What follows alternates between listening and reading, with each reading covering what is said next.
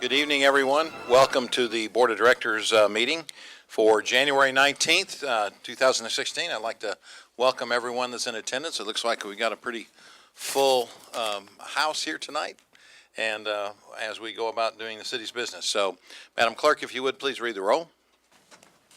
Director Hendricks, Director Richardson. Here. Director Webb. Here. Director Kazort. Here. Director Wright. Here. Director Wyrick. Here. Director Compuris. Present. Director Fortson. Here. Director Adcock. Vice Mayor Hines. Present. Mayor Stodler. Here. Let me call on City Director Dean Compuris for our invocation, please. Please bow your heads. Dear Heavenly One, please be with us tonight as we deliberate the city's business. Please be with our staff, our fire department, and our policemen as they protect us in every way.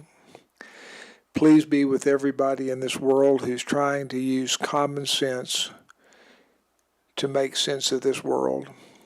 We ask this in your name. Amen. Amen. Amen. If you would, please stand and join me in the Pledge of Allegiance. I pledge allegiance to the flag of the United States of America and to the republic for which it stands, one nation, under God, indivisible, with liberty and justice for all.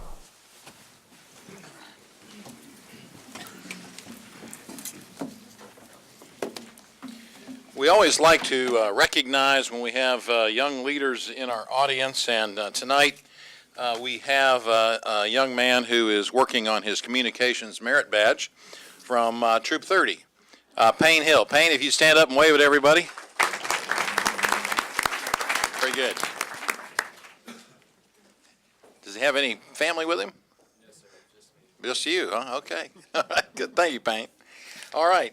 We can now move on to the agenda. We have no other presentations today. The first item is a request for a deferral of ordinance number 8, which has to do, board members, with a variety of modifications to our zoning statutes that the Planning Commission had and staff had proposed. So So for the deferral until the February 2nd. all right, there's a motion to defer till February 2nd. Is there a second? Second. Any discussion? All in favor indicate by saying aye. Aye. Opposed say nay. That item will be deferred. We can now move on to the consent agenda, items 1 through 7. Madam Clerk, if you would read the consent agenda, please. The consent agenda consists of a motion to approve the minutes of the July 21st, 2015 Little Rock City Board of Directors meeting, a resolution to set February 2nd, 2016 as the date of public hearing on the petition to abandon the undeveloped portion of the 44-foot-wide Rose Street right-of-way located between North Lookout Road and Kenyon Street in the city of Little Rock, Arkansas, and for other purposes. A resolution authorized the city manager to enter into a contract with Dell Incorporated for the purchase of 32 laptop computers for the newly purchased patrol vehicles for the Little Rock Police Department in the total purchase price of $115,409.55, utilizing the Arkansas State Contract Purchasing Agreement. A resolution authorized the city manager to execute a contract increase for Hawkins Weir Engineers Incorporated in the amount of $27,110 for additional improvements to Adams Street and for other purposes, funding for the 2012 3/8 capital sales improvement sales tax. A resolution authorized the use of eminent domain on the W Street improvement project and for other purposes. A resolution to authorize the city manager to purchase 2016 Little Rock Marathon participant and volunteer shirts from Bluff City Sports in the amount of $81,067.22 and for other purposes. A resolution authorized the city manager to make the final payment on a 3-year renewal of the city's core cow maintenance agreement with SHI Incorporated in the amount of $128,686 plus applicable fees and taxes and for other purposes. That concludes the consent agenda. Move for the adoption of the consent agenda. Second. There's a motion and a second to adopt the consent agenda. Any discussion? Hearing none, all in favor of the adoption of the consent agenda indicate by saying aye. Aye. Opposed say nay. The consent agenda has been adopted. We can now move on to our grouped items, ordinances 8 through 14, please. First reading.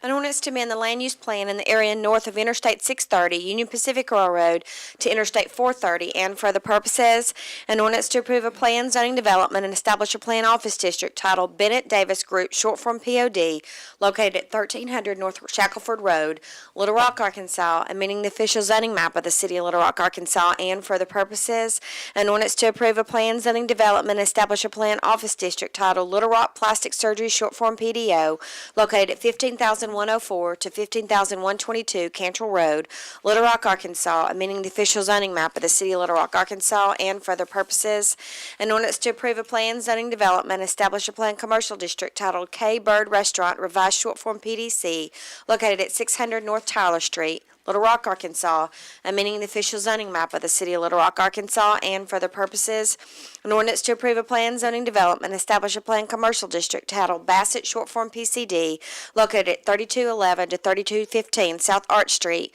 Little Rock, Arkansas, amending the official zoning map of the city of Little Rock, Arkansas, and for the purposes, an ordinance to reclassify property located in the city of Little Rock, Arkansas, amending the official zoning map of the city of Little Rock, Arkansas, and for the purposes. First reading. Move to suspend the rules, place the ordinances on second reading. Second. There's a motion and a second to suspend the rules and place these ordinances on second reading. All in favor indicate by saying aye. Aye. Opposed, say nay. Second reading, please. An ordinance to amend the land use plan in the area north of Interstate 630, Union Pacific Railroad, to Interstate 430. An ordinance to approve a plan zoning development, establish a plan office district titled Bennett Davis Group, short form POD, located at 1300 North Shackelford Road. An ordinance to approve a plan zoning development, establish a plan office district titled Little Rock Plastic Surgery, short form PDO, located at 15,104 to 15,122 Cantrell Road. An ordinance to approve a plan zoning development, establish a plan commercial district titled K Bird Restaurant, revised short form PZC, located at 600 North Tyler Street. An ordinance to approve a plan zoning development, establish a plan commercial district titled Bassett short form PCD, located at 3211 to 3215 South Arch Street. An ordinance to reclassify property located in the city of Little Rock, Arkansas. Second reading. Move to suspend the rules and place the ordinances on third and final reading. Second. There's a motion and a second to suspend the rules and place these ordinances on third and final reading. All in favor indicate by saying aye. Aye. Opposed, say nay. Third and final reading, please. An ordinance to amend the land use plan in the area north of Interstate 630, Union Pacific Railroad, to Interstate 430. An ordinance to approve a plan zoning development, establish a plan office district titled Bennett Davis Group, short form POD, located at 1300 North Shackelford Road. An ordinance to approve a plan zoning development, establish a plan office district titled Little Rock Plastic Surgery, short form PDO, located at 15,104 to 15,122 Cantrell Road.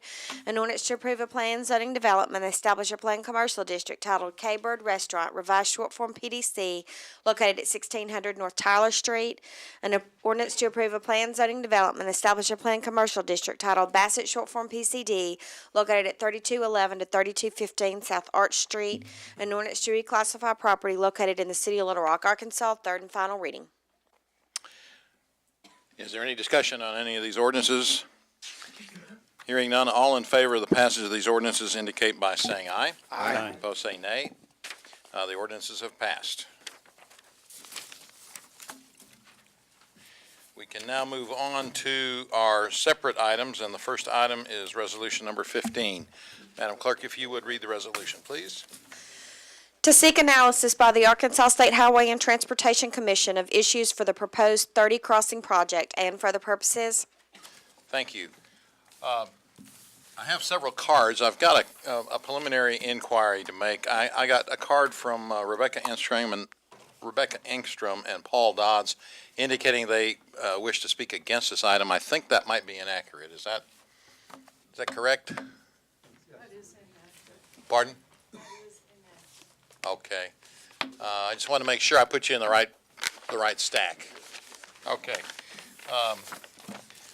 We have 11 cards. It looks like it appears to be 10 that wish to speak in favor of this resolution, and one that wishes to speak against. So I'll go ahead and begin with the discussion that we have from our citizens. The first card I have is from Tom Fennell.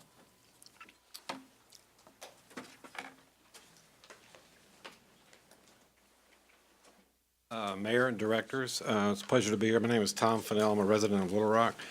I wish to speak in favor of going forward with this resolution.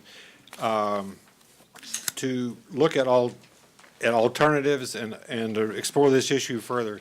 This is too important for the future of Little Rock not to take a long look at all the possibilities that could happen with an effort such as this. I took it upon myself and my staff to do an alternative plan because one did not exist at that point. Because of the nature of the funding and the source of this work, it's very difficult to look at long-term visioning for Little Rock without coming across the hurdles that are put in front of us because of the way the funding is generated and the funding is spent on interstate highways. But that is not an excuse not to take an effective look and a long look, what is good for Little Rock in the long term. In this plan that I developed, it has a lot of elements that may not seem to be practical at this point, but they will be. Our culture is changing, our city is changing every day. I've been a resident of this area downtown for about 49 years. I saw what happened when we did 630 and the I-30 interchange and how much of our historic fabric was lost. I still remember places that don't exist anymore. I'd hate to see a freeway expansion of this magnitude happen to further degrade our downtown area. And the most important thing is in the future, we don't want to do something now that's going to prohibit us or prevent us from having a plan such as I proposed before, where we do go back to a boulevard, where we do go more a walkable urban city that are so popular across the country. The trend nationally is away from freeway expansion, not for freeway expansion. So I know that the highway department has very many skilled and well-intentioned people, but they are single-minded in freeway expansion in all the things that I've seen so far. They have indicated that they wish to talk to the community and to explore other options. I think this is a great time for the city to step back and let that process happen. Thank you. Tom, I read in the paper that your plan, I think you passed it out to the board members and to others Yes, sir. last week, is that correct? I read in the paper that someone from the highway department mentioned that they were reviewing that plan. Is that your understanding? I understand that Garver Engineers has viewed the plan and reviewed it, and they're willing to discuss this issue. So have you talked to them? Have you followed up and Not talked at to this them yet? point yet. I have Okay. talked to a representative from the Garver Engineers, and they're very interested in extending this dialogue and exploring options. So this is a great time for everybody to look at the possibilities. What we don't want to do, in my mind, is prohibit ourselves from having this future vision that could be Little Rock, that may very well be the trend across the country, and to close ourselves off of that and lose this opportunity to lay the groundwork for that at this point. Director Wright, do you have a question, please? Yeah, I'm slightly confused, I guess, because I thought the conversation was ongoing. Has something stopped? Has the dialogue stopped? Have the final decisions been made? So we are in this discussion mode. Is that correct? If I may respond to that, the highway department has indicated they have one plan that they feel has been vetted that is appropriate, and that's a 10-lane superhighway through downtown Little Rock. That, to me, seems to be the point when you need to step back and say, is this really what we want? The footprint of this is enormous downtown. And the underpasses that it creates for our local traffic will be more like tunnels. And is this really what you want to do with downtown Little Rock? There needs to be to step back and review, is this what we want for the city of Little Rock? And I assume that's why y'all are deliberating this issue again. Has the discussion ceased, to your knowledge? Well, to the extent that I've had communications with them, and I have talked with Garver recently, and what I read in the paper was that they were reviewing what Mr. Fennell had prepared. I think that was in the paper yesterday or today, wasn't it?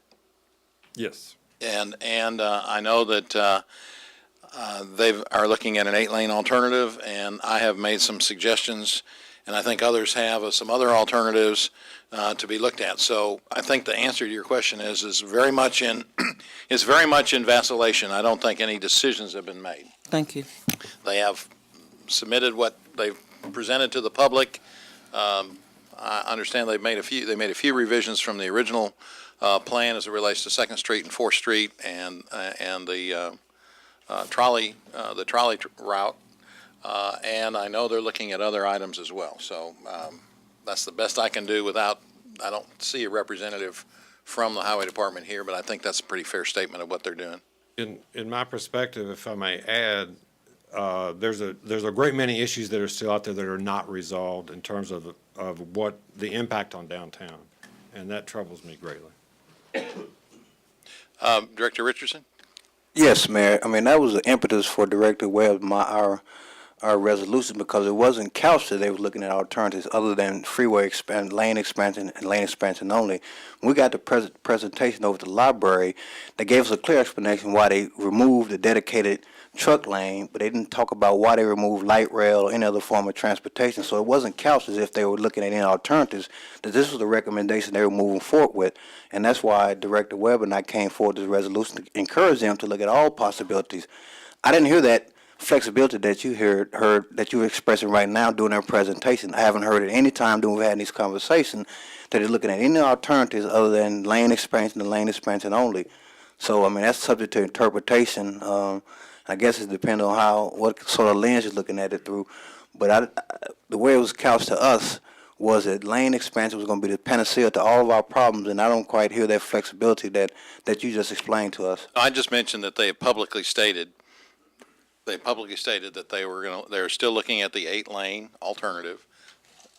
Somebody from the Highway Department in the paper said they were looking at Mr. Fennell's plan.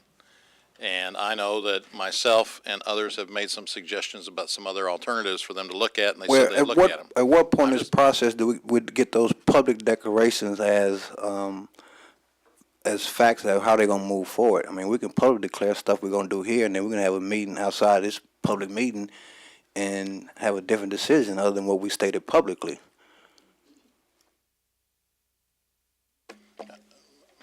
I'm not sure what you're asking. I'm saying a public declaration statement's a fact. Well, that's what I know that's what the resolution that is before us is all about, so. And I don't see what's the problem with us stating our will to encourage them to look at alternatives other than this one recommendation that they made. If there's a resistance to that, then that means they're not flexible to additional alternatives.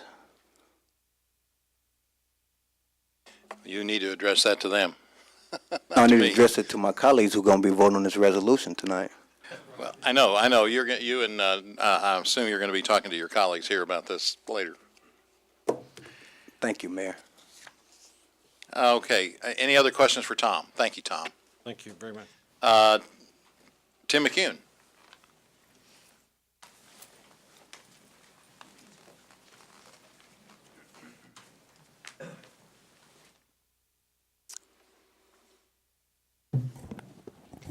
Thank you, Mayor. My name is Tim McEwen. I've come here before, so I think you know that I'm opposed to the 30 crossing plan as it's being presented now. I'm in support of this resolution. I ask you to vote in favor of this resolution because not enough study, not enough planning has been done. There is a lot of discussion happening, but it is related to the 8-lane alternative and the 10-lane alternative. As Tom said, it is all about, or as Ken said, it's all about expanding the freeway. They've eliminated all the other options through kind of a convoluted process. So yes, they can say there's discussion happening and they're making adjustments, but this resolution has asked them to go back and look from the beginning. Look at all the alternatives. Don't just dismiss things for frankly arbitrary reasons. For example, some of the public transit options they eliminated from the beginning were eliminated because the department had put together a set of goals for the 30 crossing project. One of those included improving safety along I-30. Well, if you build a light rail line, that does nothing for a wreck on I-30. So that option got a big X under it as part of that process and got thrown out. So this resolution has asked them to look at different options more holistically together. What's a range of options that could be put together to solve the problems in a more effective way? I want to touch on a couple specific points. Unfortunately, a lot of this debate in the public has been couched as kind of downtown residents versus everybody else. what's good for downtown is bad for everybody else and vice versa. I think that's false. I think that's incorrect. I know personally, my vision is a transportation system that benefits everybody in the region, not just the people who live and work downtown, not just the people who live and work in Cabot and may or may not commute. Spending $600 million up to potentially $3 or $4 billion trying to build our way out of congestion is good for nobody. It's too expensive. It doesn't solve the problem. It creates bigger problems down the road that are going to require bigger price tags to fix at some point. And kind of building on that, it's been mentioned that we support free markets. That's true. I think we all support a free market. It's been mentioned that expanding Interstate 30 supports a free market. Spending government money on any other transportation solution is somehow government intervention. $600 million being spent on a freeway is government intervention. The free market left to its own devices would not be doing this. If we're for a free market for transportation, then we need to put a toll on the road. I don't think that's politically feasible. So there's going to be a government intervention one way or the other. We need to go back and figure out what's the best way government can be involved with transportation in Central Arkansas to provide for the best future for all of us. Thank you. Thank you. John Hedrick, please.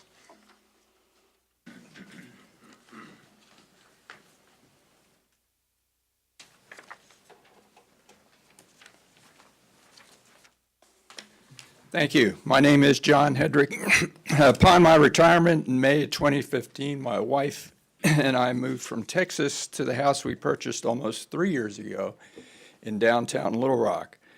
We chose downtown Little Rock for its livability and mobility options. We were attracted by the progress that you, the mayor and city directors, implemented to make downtown a great place, including the Riverfront Park, the Clinton Library, MacArthur Park, the Arkansas Arts Center, SOMA, the Central Arkansas Library, the Main Street Creative Corridor, the River Market, the Arkansas River Trail. However, we feel that all that's been created downtown is now threatened by the Highway Department's plans to expand I-30 to 10 lanes through downtown. As required, our Metropolitan Planning Organization, MetroPlan, developed and adopted a well-thought-out, well-vetted, long-range plan, Imagine Central Arkansas. The proposed 30 Crossing project ignores any imagination, and particularly the adopted Imagine Central Arkansas plan.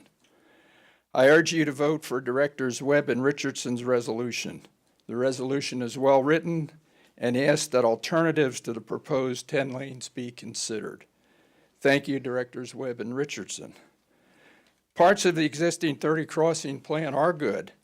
The flyovers to eliminate the I-30, I-40, US 67 conflicts at the north terminal are very good.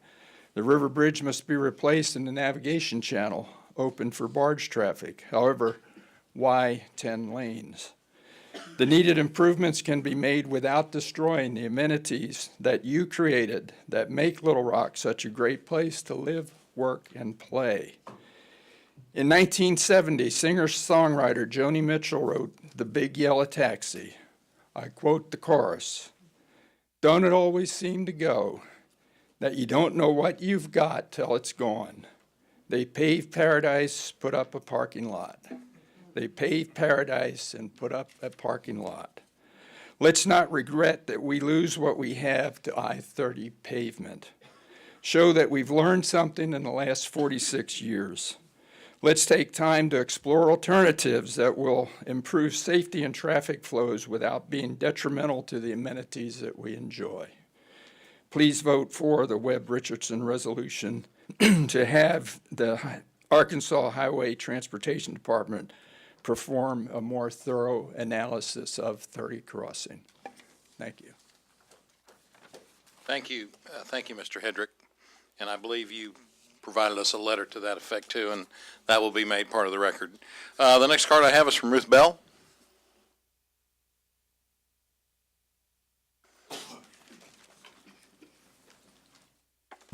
I'm Ruth Bell. I'm with the League of Women Voters of Pulaski County, and I have a cold. Sorry about that.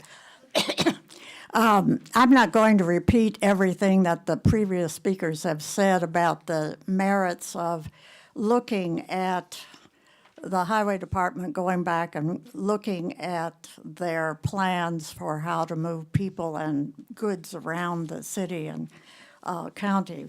The league supports the resolution before you because it asks the highway department to rethink their plans for I-30 and to consider all the people moving and goods moving opportunities and future possibilities that currently exist and in the immediate future may exist. We think it's kind of dumb of the highway department not to look at all the current activities like biking and walking, as the mayor did during his let's get out of the car activity, and bicycling and all the other activities that are happening and growing. We hope you will approve the resolution and forward it to the highway department and tell them to get busy, go back to square one and redo this plan. Thank you. Yeah, thank you, Ms. Bell. The next card I have is from Charlie Penix.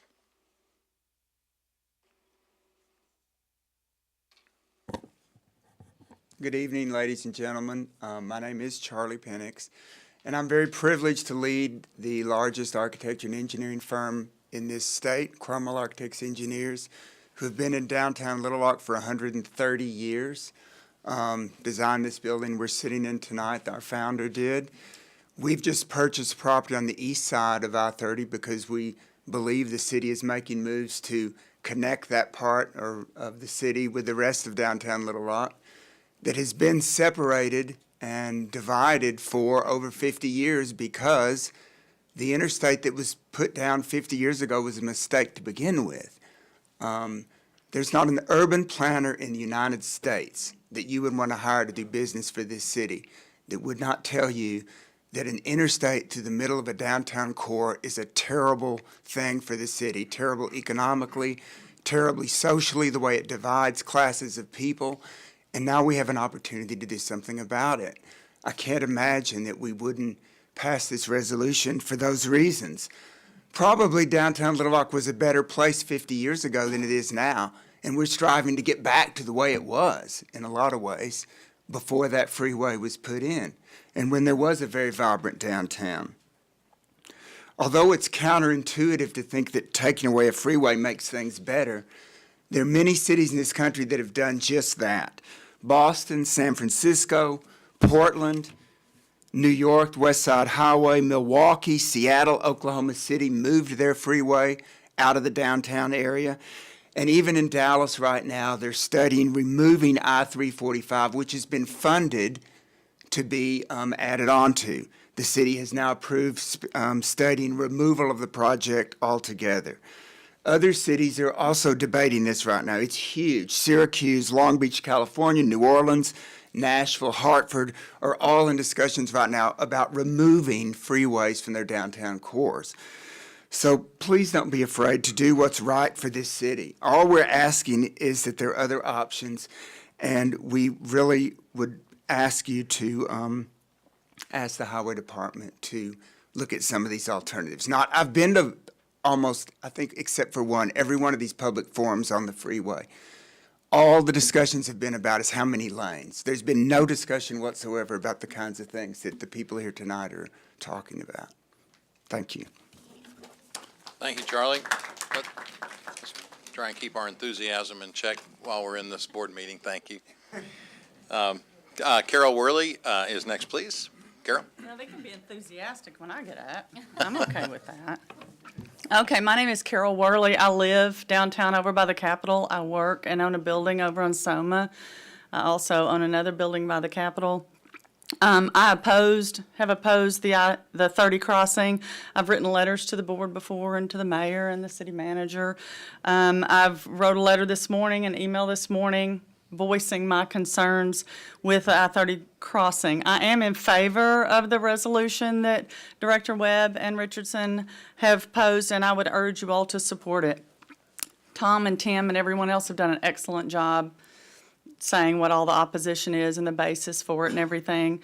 And so have all the other folks who've been up here. But the gist of what you're here for right now is not whether you're going to oppose or approve the 30 Crossing project. The reason you're here today and the reason I'm here today is because we have a resolution in front of us. People like me can squawk, people like all these folks can squawk to the highway department, and we've been doing it for 4 months. I've spoken at every meeting they have had. I have written letters. I have done everything I can. And even though the mayor says that they're open to suggestions, nothing is happening. And what we need as the city is for you as a board to get behind it, give them a resolution, tell them we have the strength of the city board, our city board, behind this resolution, and we want them to present something. Go back to the table. Do what everybody has been complaining about for the last 4 months and show us show us something different. We have people who volunteered their time to come up with some 100 hours, I think is what Mr. Fennell's firm did, to come up with a proposal. It's an interesting proposal. I don't know, whether it'll work or not, but they need to come up with something else, and we need you as a board to tell them they need to do that. Because as a board, you're a heck of a lot stronger than we, individual Carol Worley out there squawking like a chicken. So in that regard, I would ask that each of you consider why you're here, consider what you're supposed to be doing for the citizens of Little Rock, and at least give them a resolution that says, we'd like for you to reconsider and to come up with some alternatives that we can look at. Thank you.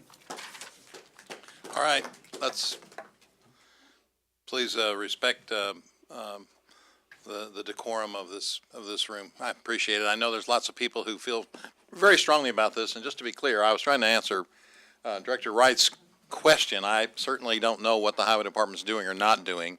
I only know what they publicly stated, and I know that I've personally gone to them and indicated that there's a lot of contention over this and to look at some other alternatives. So I just want to make sure that hopefully I was answering Director Wright's question. Okay, Ed Sargent, you're next, please.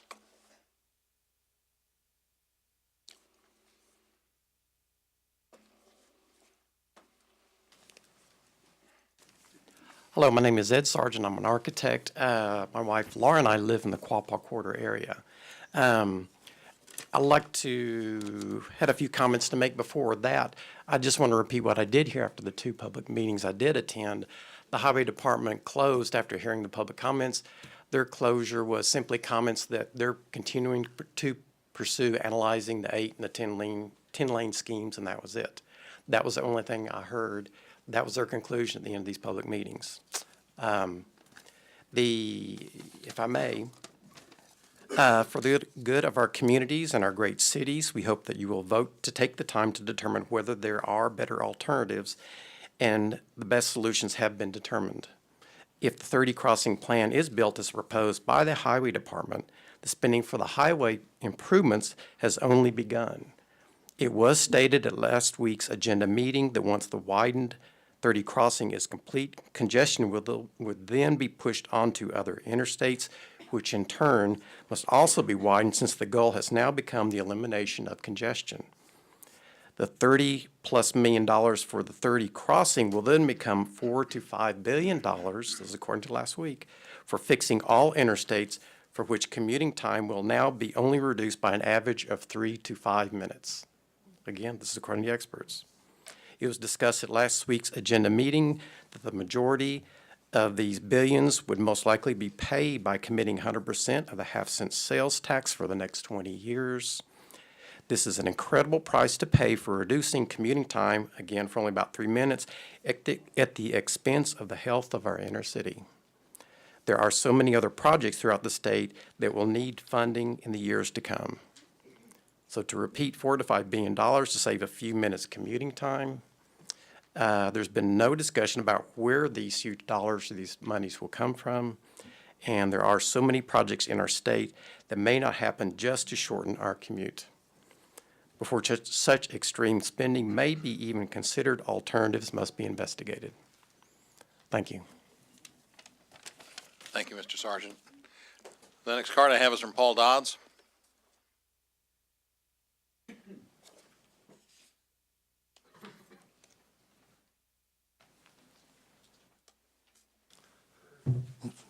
Thank you very much. My name is Paul Dodds. I live in the Central High neighborhood and own Urban Frontier, renovate mostly unsafe and vacant historic properties in the Central High neighborhood. I've been here for 12 years. I was attracted to Little Rock by its great housing stock, its wonderful sense of community, and the sense of place here. I urge the City Council to defend the sense of place. I urge you to protect the city. Don't let highways tear its heart out. Highways tear the hearts out of cities. They do it again and again and again. I live in a neighborhood that lost a huge amount of housing stock after I-30, after the interstate came through. It happens. It's real. There are much gentler ways of doing it than the current proposal, and this resolution would express your wish to see the Highway Department leave the 1950s and come into a much more modern, much more thoughtful way of planning, which can help the city knit together. There's been a great deal of investment downtown. There's a lot of great stuff happening. It makes it an attractive city, and just don't tear its heart out. Thank you very much. Thank you, Mr. Dodds. The next card I have is from, I believe it's Starry Haas. Is that correct? Star Haas.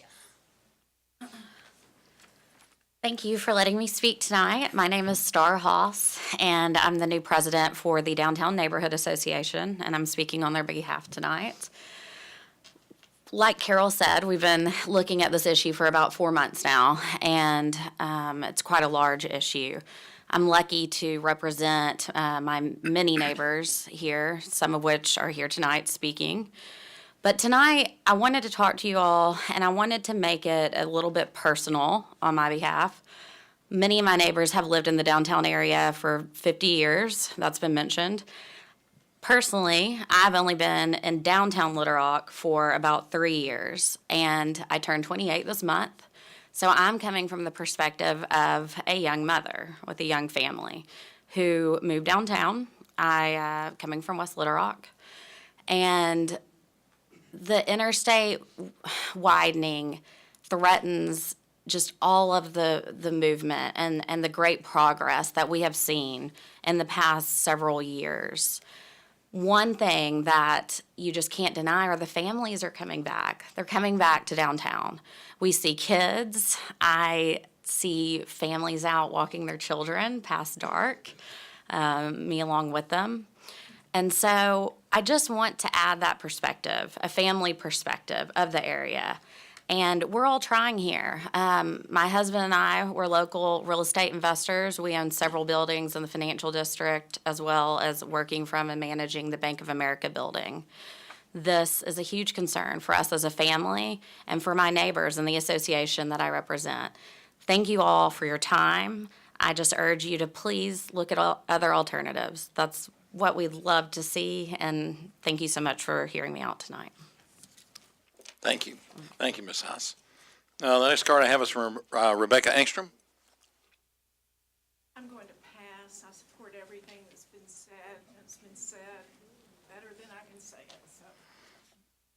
I think everyone heard what you said, so thank you, Rebecca. Yes. The next card I have is from Alex Morgan.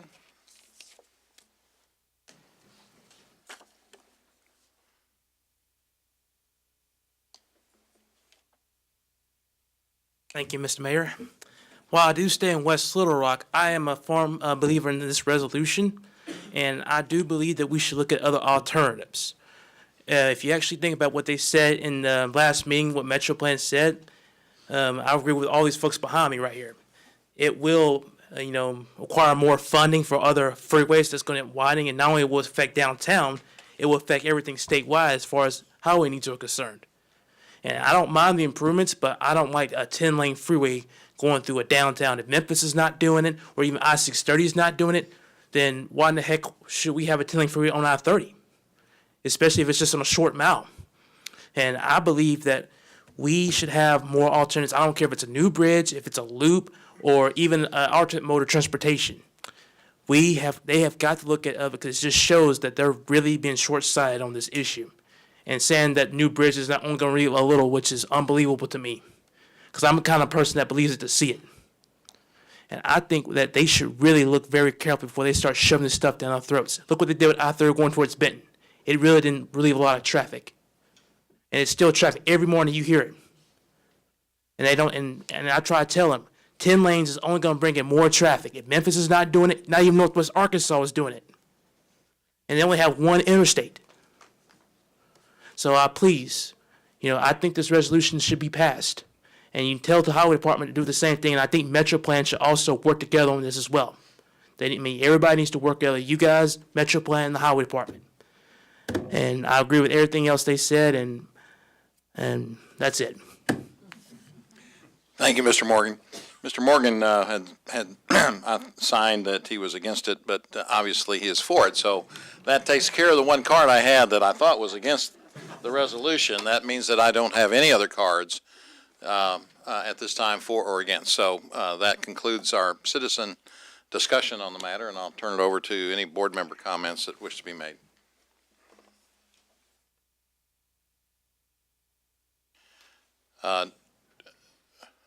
Director Wright, you're recognized, please. I have one question for you, Mayor, or Mr. Carpenter. I see he's writing. I don't know if he's paying attention to me. Okay. Our resolution, is it binding upon the Highway Department, or is this just an expression of our will? It's an expression of the will and intent of the board. It doesn't force the Highway Department to do anything. Okay. But it is the governing body of the largest city in the state saying, this is what we would like you to do. Okay, thank you. Director Webb, you're recognized, please. Thank you, Mr. Mayor. And sort of to build on what Tom said, it's not binding. We're asking the Highway Department to do what the citizens talked about tonight. We're not saying, if we adopt this resolution, that we're for this, against that, that we have a definitive answer for what we think should happen. It's not about Metro Plan, yes, Highway Department, no. Metro Plan, no, Highway Department, yes. That's not what it says. In this letter, which we just got from the Highway Department, they said they've looked at a couple of cities. That was one of the contentions they had when I first brought the resolution to everybody's attention. People said, well, we looked at Portland, we looked at Seattle, and now in this letter here they say we've looked at Portland, we've looked at Seattle, we've looked at a couple of other cities, and they're different, and that's why we, really don't need to look at other cities. But even, like when Charlie was talking tonight, he brought up a bunch of different cities, and all this resolution is asking for is for us to come up with an alternative, or to ask the Highway Department to look at things some more. I don't know if what Tom and his group, who spent hours and hours working on this alternative, I don't know if that's something that could be done legally within the parameters of the money that's allocated. I don't know. And I know that we have time constraints for moving ahead. In my opinion, we need a new bridge. In my opinion, we need to fix the exits. But I'm not an engineer, nor am I an urban planner. But I've spoken to so many people, and I think this is one of the most important decisions that I will make, probably on the city board. And so all we're asking is that we reiterate our concern that we continue to look at other alternatives before moving forward. Thank you. Director Richardson, you're recognized, please. Thank you, Mayor. I just want to dovetail Director Webb's. I think I said that 1,000 times last week to the tune of sound like a broken record. Mr. Manager, I'm looking through this and I notice we don't have a recommendation on this. And why don't we have a recommendation? We don't recommend approval nor denial. Director Richardson, as you know, you all introduced this resolution. I am in the process, as the board is aware, of selecting an urban planner We put out an RFQ. We've gone through that process. And from a staff perspective, that's the area that I'm focused on. We've talked about the fact that we wanted to engage our urban planner. That's what we're about to do. I should have a recommendation to the board, hopefully by our next meeting, regarding engaging in that urban planner.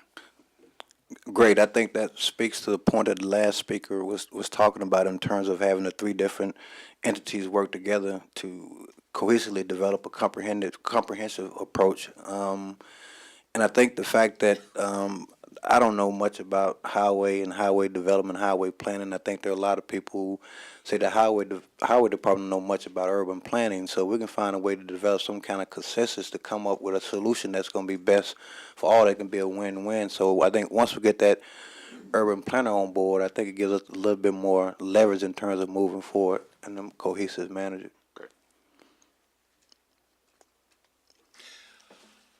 Director Wyrick, please, you're recognized. Thank you, Mayor.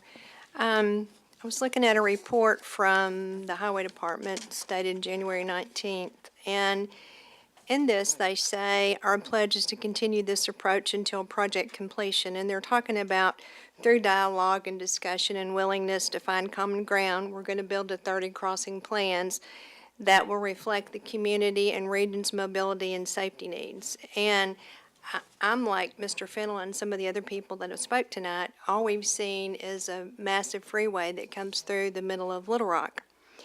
When you look at their summary statements at the end, it says, in summary, most issues brought up by the board have been done, are being handled, or will continue to be handled, while other issues are local responsibilities and beyond the scope of the department or this project.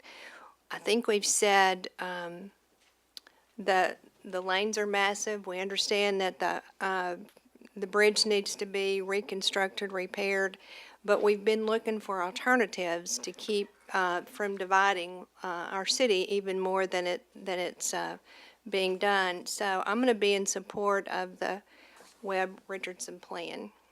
Thank you.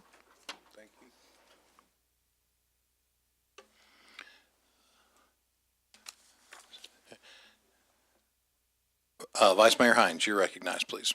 Thank you. I appreciate everyone's comments. I, of course, have been on the other side of this issue, having been involved in the process again from the beginning. You know, I think one of the things that came out between the Highway Department and Metro Plan is you have two different plans and two different visions for how you get someplace. What we've seen from the Highway Department is a very thorough process that's federally driven in nature based on the last 50 years of interstate highway construction to help protect communities and get their input. To say that it's a convoluted process would be a little disingenuous. It's been a very deliberate process that we've seen and been involved with. We've had an advisory group who's been involved with the process from the beginning. You know, there's been much made. I think some of the rhetoric, the highway that ate downtown, you know, the reality is that interstate's been there for 50 years. The reason the Clinton Library is where it's at is because of that interstate. You know, I think we've got a group that looks at one thing, well, let's tear it up and start anew. The other one says it exists, and therefore we develop around it. We've seen public institution anchors like the Clinton Library draw business, draw attraction. Heifer went there. Cromwell's making a decision to go there, regardless of what happens with that interstate. I think there's been some short-sighted vision that maybe this project could improve connectivity. You know, much has been made about the difference between 6, 8, and 10 lanes. At the core of this corridor remains 6 lanes. The other 4 lanes are proposed as collector-distributor lanes to help traffic get to and from North Little Rock and Little Rock. You know, one of the things I saw from Metro Plan that really concerned me last week was a lot of theory and not a lot of facts and data behind what they think is going to do. When we pressed Mr. McKenzie, there weren't any answers to some of the questions, as in how do you grow out your arterial network? How much capacity does it create to take traffic off the interstate? You know, I know some of AHTD's modeling says that you can't create enough capacity to take some of that traffic off there. Tom Fennell, he was the architect on our Church's Sanctuary. He's a very well-respected and I think great architect. You know, one of the questions I had about that is how much capacity does a boulevard like that take? The majority of that traffic's coming in and out of the downtown corridor, at least 100,000 cars a day, only about 20,000. If you've got a roadway capacity of 56 to 58,000, what do you do with those other 50,000 cars trying to get in and out of downtown Little Rock? You know, there's not enough carrying capacity. If you were to say, well, let's divert them all onto 440 and 430, there's not enough capacity to carry that amount of traffic on those roadways either. So you get into the congestion. I think that the biggest thing is that one of the things I was looking at Mr. Bennett's letter that he sent us today, talking about the resolution. The safety in the I-30 corridor is one of the biggest things. They've got three times as many crashes of any other section of interstate in Arkansas. That's one of their focuses. You guys talk about congestion. It's a safety issue. If you have a wreck, there's no shoulders on those bridges. I travel for a living. I'm in an industry that uses the interstate system, so I definitely probably have a bias. I think having uncongested interstates is good for commerce. It's good for our region. There was a reason 30 or 40 years ago when Fred Smith was looking at Little Rock. We're a geographic center for distribution. There's a reason FedEx chose to put their small package operation here. We've got a confluence of major interstates, rail, river, and barges. I think economically speaking, it could be a detriment to not improve our connectivity through this corridor. You know, I think it's premature. I think the only thing that concerns me is that, you know, when you go through a process and you're not getting the answers you want to criticize the process or the data that comes out of that process. You know, this is more than just downtown Little Rock. There's a city across the river, North Little Rock. There's Southwest Little Rock that have all come in and said, you know, North Little Rock, I think, is on board with the proposal. You know, I equivocated it to we've got a similar confluence out west with the 430-630 interchange. That's an area which Jim McKenzie himself admitted is very similar. Actually, the interchange on downtown area is even more critical because you've got three interstates that come in, 40, 30, and 440. You know, it's I equivocate it to a heart. If you get congestion in an artery, at some point you're going to have a heart attack and kill the patient. You know, Jim likes the congestion where it's at. He thinks it's a good thing. You know, congestion causes safety issues. It causes pollution. You know, there's a lot of pros and cons. I just think that let this process bear out. It's premature. I don't agree with some of the language in the resolution. I told Mr. McKenzie at Metro Plan, the Imagine Central Arkansas plan, I think it's done at the, you guys talk about one mode of travel, expense of all others. I think the Imagine Central Arkansas plan looks at an arterial system as the end-all be-all with the exclusion of the interstate system. So where you get is those two plans should meet in the middle and figure something out, which I think that AHTD has tried to do in their process. Now, you may not agree with it. You're not getting the outcome or the desired effect of either removing I-30, which I think if you go out to the general public and say, we're going to tear up I-30 and put in a boulevard, the majority of them are going to say that doesn't sound like a wise thing to do. I'm not going to be supporting this resolution. I think we still have a lot to go in the process. AHTD has been doing this. The other thing that we potentially put at jeopardy, if we were to sign this resolution and say we want you to go back to square one, this funding, and I think Mr. McKenzie was very naive to say that the chances of this funding going elsewhere in the state are about the same chances as you hitting the lottery. There's a very real possibility that this funding would go other places in the state. Northwest Arkansas for I-49, Southeast Arkansas for I-69. And if you don't think that those other commissioners on this board have constituents lined up to take this money elsewhere, I think you would be mistaken. But as far as that goes, I'm not going to support the resolution. I think it's been a very well thought out, visioned process. You know, there's still a lot left to be determined, and I'll leave it at that. Thank you. Director Wright, you're recognized, please. Thank you, Mayor. That was going to be one of my questions, and maybe nobody here can answer it. What is the timeline on this? Do we have time for our urban planner to come on board and take a look at this and advise the city manager so that he can have a staff recommendation? Do we have time? Because if we're hiring somebody, then that makes the difference for me. But just expecting the highway department to go back to their process, I don't know if they'll do that, but if we're hiring somebody that can give us a better view of this thing, then I would be in support of the resolution. Director Wright, one of the things that I'm going to have to do in looking at the proposals, their timelines were a lot longer than I wanted. So after we select a firm, that's one of the things that we're going to have to sit down and negotiate and try to narrow that timeline. But at this point, they were both, and some of them did it in phases that would take almost more than a year. But obviously that's not acceptable. So I wanted to go back and once we select a firm to sit down, and that will be part of the negotiations. So you think that you would be trying to get this in a more timely manner? Correct. Is what you're saying? Correct. Okay. Thank you. But I don't know if they're going to be amenable to that. That's the unknown at this point. Well, you're hiring them, right? I am, but so anyway, that will be Hey. part of the negotiations. Okay. We'll negotiate well, okay? Director Compiers, did you have any information about the timeline? You nodded. I was just curious.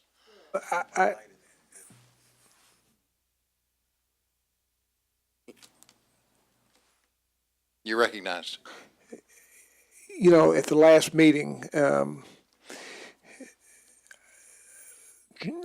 McKenzie said that he wanted to sit down and talk with me, and then Jones said for him after the discussion to come back with what his answers were.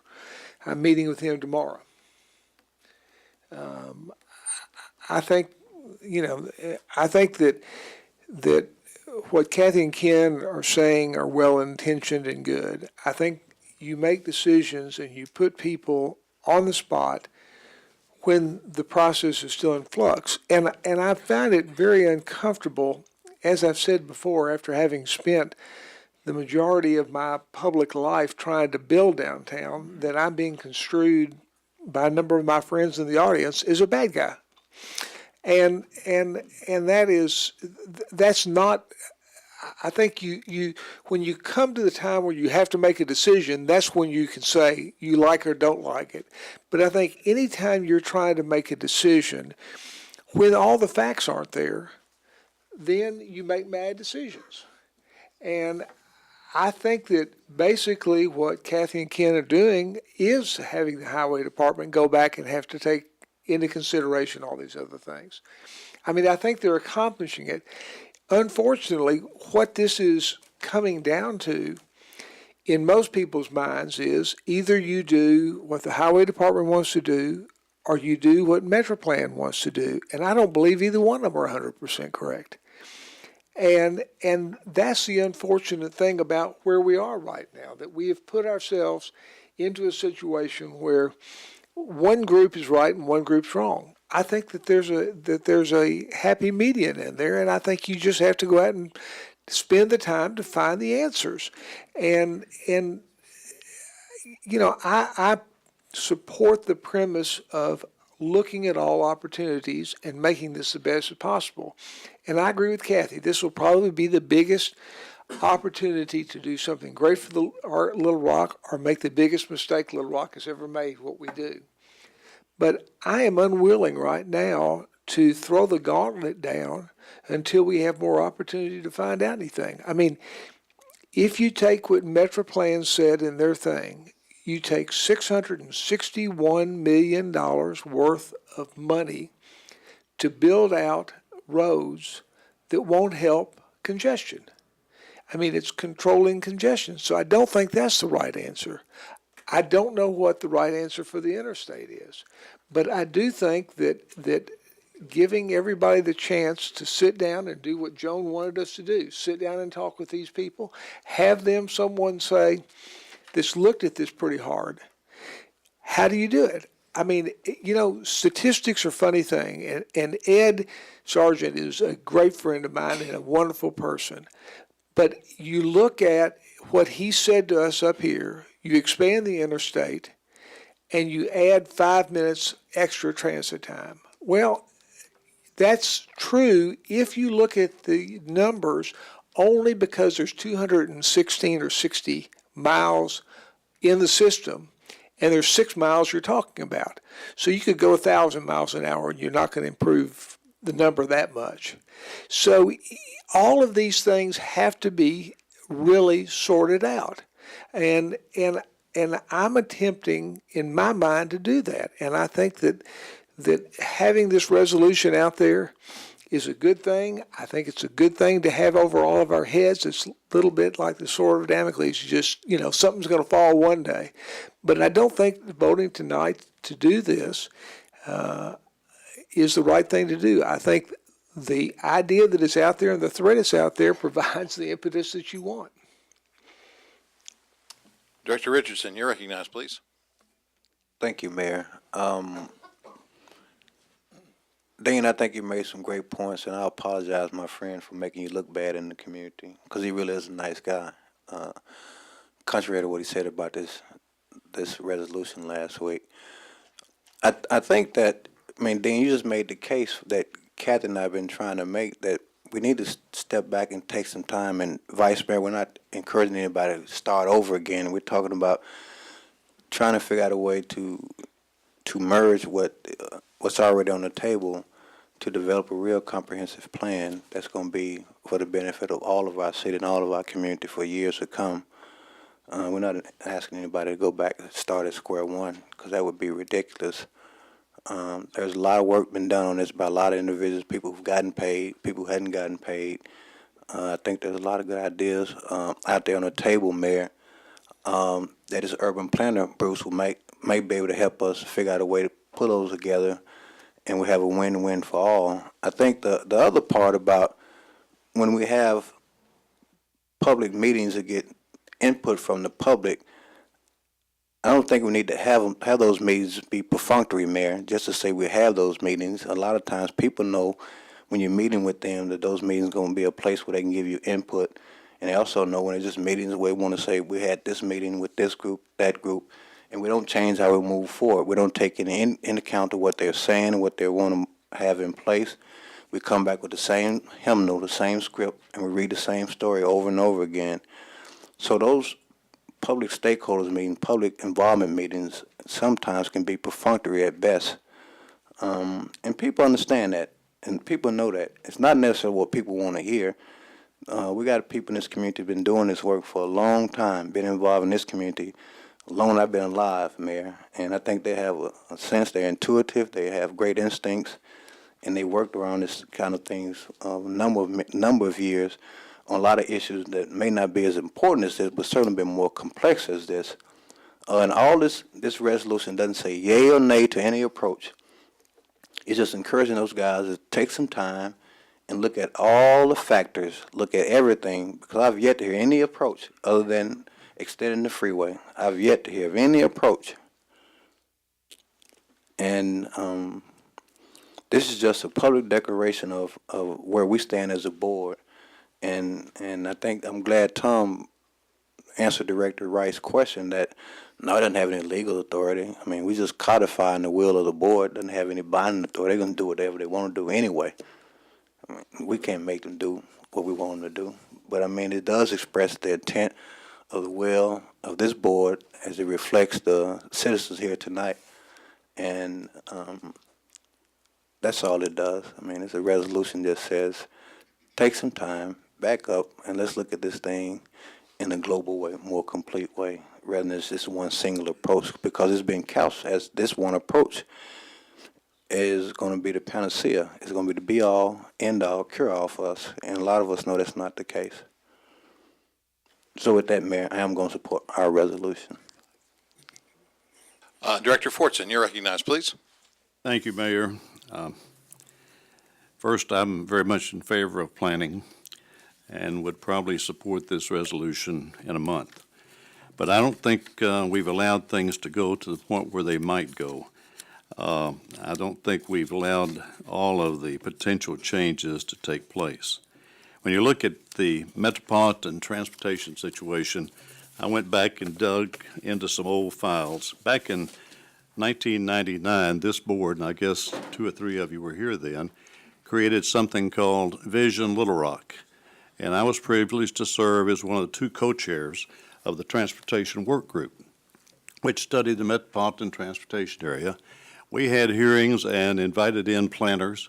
We had some who came from out of state. We had local representatives. We had citizen testimony. Bottom line, we concluded that one of the greatest needs we had was a widening of Interstate 30. We also concluded and recommended to this board creation of a mass transit policy and consideration of development of light rail by the year 2015. Actually, some cost estimates were included in there, which said the cost of light rail would probably equal as much as $10 million per mile, but we could use existing east-west and north-south railroad lines and greatly reduce that cost. We also proposed expanding the Little Rock Trolley to the airport and to have it serve the downtown hotel district. I go through this just to point out that planning at best is a very uncertain and inexact process. It's not a science, it's an art. And one thing that has to be done when you're planning is take care of those needs that are defined and exist now, as well as trying to anticipate what's going to happen in the future. What will happen with light rail? What will happen with mass transit? What will happen with fuel prices? What will happen with the downtown economy? All of those things are very uncertain. They have to go into the thought process, but while we're doing that, we also need to think about the problems and conditions that exist today that need to be corrected, like the bridge and like possibly connectivity. Now, if I thought personally for one moment that any kind of expansion would endanger either the River Market, South Main, or the Main Street development, I would be very distressed. I remain unconvinced on that. I do think that there are lots of questions left unanswered. I agree with a lot of the things that have been said this evening. I also say that the Highway Department is committed to continue to study this. Let me remind you, they can study what's going to happen in the transportation area for which they're responsible, but funding for light rail, creation of bike lanes, what happens to the underpasses, those things downtown are going to be our responsibility, are going to have to come from Washington to the federal government. So they do need to come into it. They do need to affect what the Highway Department does, but they will not be the determinant of where we go. One of the things that has distressed me, and gratefully the speakers tonight for the most part have not expressed this thing has become, in most of the communications I have gotten, a yes or no on expansion. Not a yes. I mean, I know Kathy and Ken in their resolution have expressed time and time again, this is only a request for study. But emails I've gotten say, please vote for the I-30 expansion, or please vote against the I-30 expansion. They hadn't said vote for more study. And I think because of that, I'm a little bit distressed that we're drawing a line maybe way too soon. Let me remind you again, this decision is going to be made ultimately by the members of our Metroplan district who have to approve any change in this regional transportation policy. Right now, this could not be done without their changing that. That vote's further down the road. So I think there are a lot of points that have been made. There's a lot of study that needs to continue. I think the resolution is premature. Mr. Chairman, I would move we defer action on this resolution until the first meeting in April. There's a motion to defer this resolution until the first meeting in April. Did I hear a second? And I hear a second. And discussion. Any discussion on the motion to defer? Yeah, hearing none, all in favor of the motion to defer indicate by saying aye. Aye. Opposed, say nay. Nay. I believe the ayes have it in terms of my hearing on that unless anybody wants to call for roll call. Well, you can't call for one. All right, Madam Clerk, I did hear it from the board. I'm going to turn it on. Director Fortson, Aye. Director Adcock, Yes. Director Hendricks, Director Richardson, No. Director Webb, No. Director Kazort, Aye. Director Wright, Yes. Director Wyrick, No. Director Campuris, Aye. Vice Mayor Hines, Yes. 6-3. All right, the vote is 6-3, so it will be deferred until the first meeting in April. Let me just say, as many people have said tonight, this is a major, major issue. Probably one of the most important ones that'll ever happen to the city of Little Rock in our lifetime. So rest assured that there are sincere beliefs held by everyone in this room and everybody on this board, and I know that between now and April 1st, we'll continue to seek out, notwithstanding the passage of this or the deferral of this, other options that might be available as it relates to what can happen in this corridor. Yes. I would like to request that Dr. Campuris share with us the information he receives from Mr. McKenzie, since Mr. McKenzie chose to have a meeting with you personally without this board.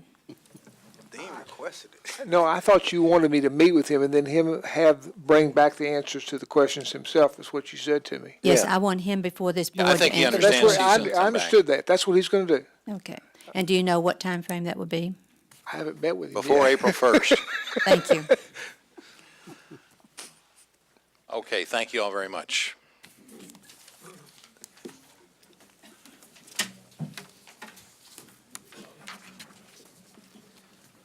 Give Bruce time to get the urban planner on board. I will say it's a transportation urban planner too, is what we've talked about, not just simply an urban planner. So, board members, At least we'll have another eye on it. Because this whole thing, like Gene said, it's got to be used. They think we voting down the plan. well, yeah, I mean, Gene made the point, and Yeah. I think the point is that there'll be another vote of this board on whether to amend it, because I don't think you can delegate, and I wouldn't think you should There you go, delegate it sir. simply to me.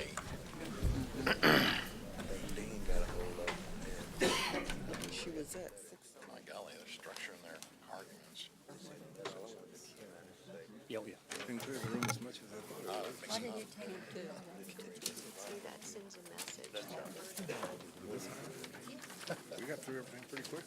Okay, the next item is item 16, and let me ask for first reading of the ordinance, please, Madam Clerk. An ordinance to amend the Master Street Plan, ordinance 20,117, to change the design standard for Canis Road from Walnut Grove Road to Chenal Downs Boulevard, and for the purposes first reading. Suspend the rules, place on second reading. Second. There's a motion and a second to suspend the rules and place this ordinance on second reading. All in favor indicate by saying aye. Aye. Opposed, say nay. Second reading, please. An ordinance to amend the Master Street Plan to change the design standard for Canis Road from Walnut Grove Road to Chenal Downs Boulevard, second reading. Move to suspend the rules and place on third and final reading. Second. There's a motion and a second to suspend the rules and place this ordinance on third and final reading. All in favor indicate by saying aye. Aye. Opposed, say nay. Third and final reading, please. An ordinance to amend the Master Street Plan to change the design standard for Canis Road from Walnut Grove Road to Chenal Downs Boulevard, third and final reading.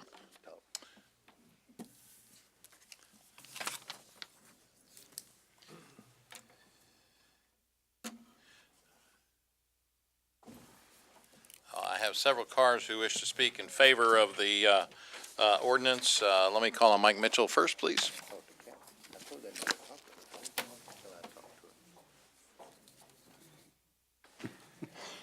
We don't really allow signs, Mike, if you might.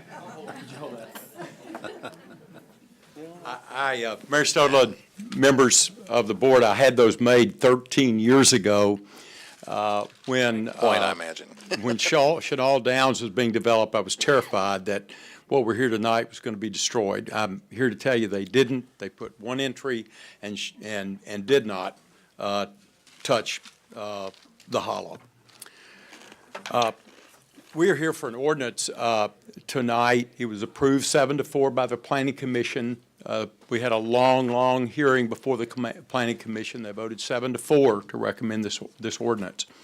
The Canis Road through Fletcher's Hollow is a 2-lane road under the current plan with 2 4-foot shoulders.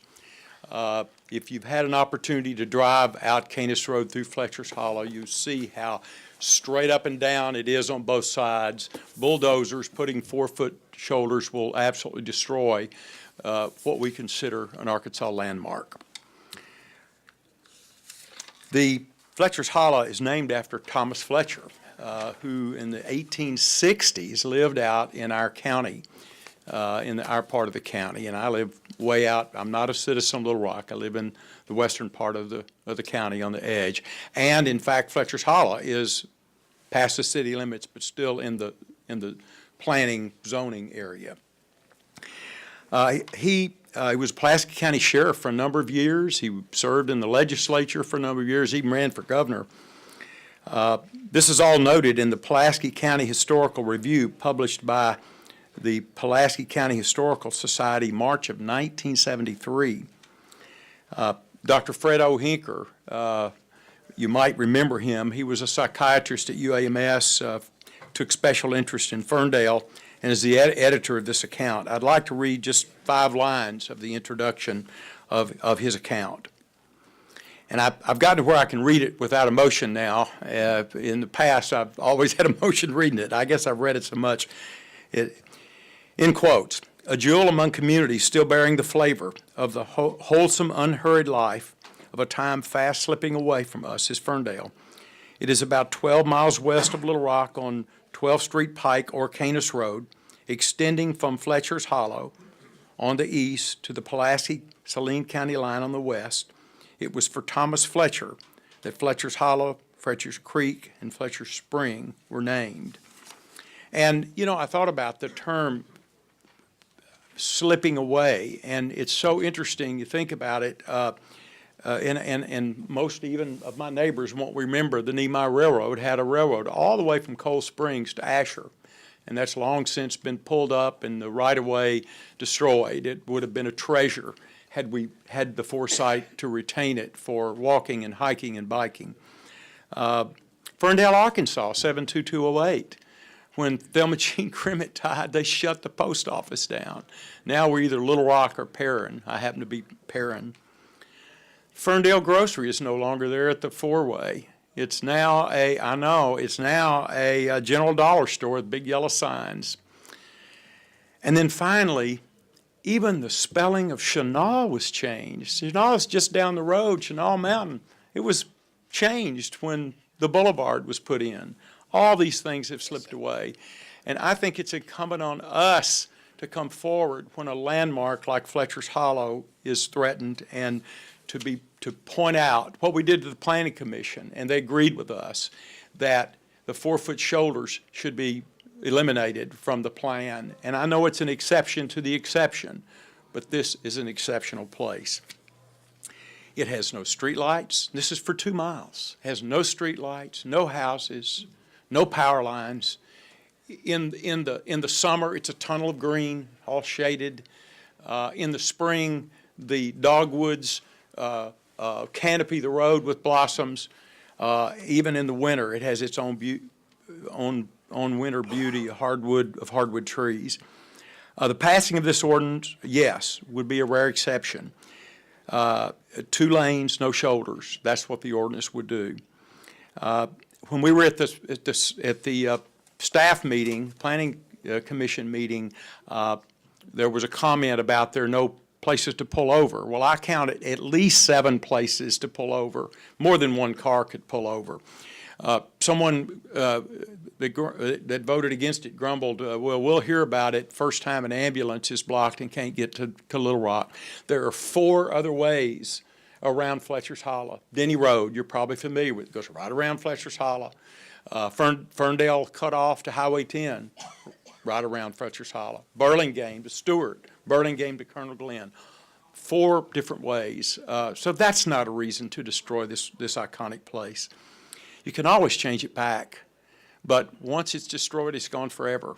And It is, as I say, a landmark that deserves preservation. We do have a reasonable alternative, and that is to preserve it, and that's what a vote for this ordinance would do, and I plead for you to vote for this ordinance. Thank you. Thank you, Mr. Mitchell. Director Kazort, do you have questions for Mike?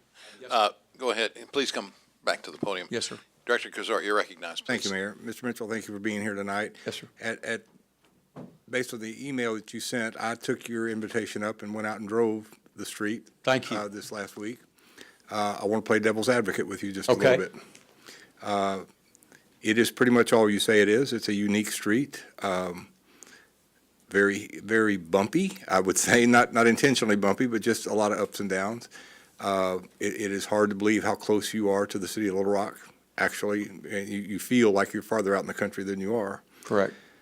But to play devil's advocate, looking at that 2-mile stretch of road, that is currently, I assume, what you're asking for, the 10.5 with no shoulders. Yes, sir. Tell me where the great harm is in adding sidewalks or a shoulder, because while you said you saw several places to pull over, as I drove it, I really could find no places to pull over. And I imagine in the winter with snow or ice, that's a really bad road to be on because somebody's going in a ditch. I mean, I've driven it 38 years, back at least twice every day. I go to work through there and back. I've never had a problem at all. And I can show you at least 7 places to pull over. In fact, we all know the sheriff will sit in there on occasion, and you better be going 45 miles an hour. The fact is, the place invites you to even go slower than that.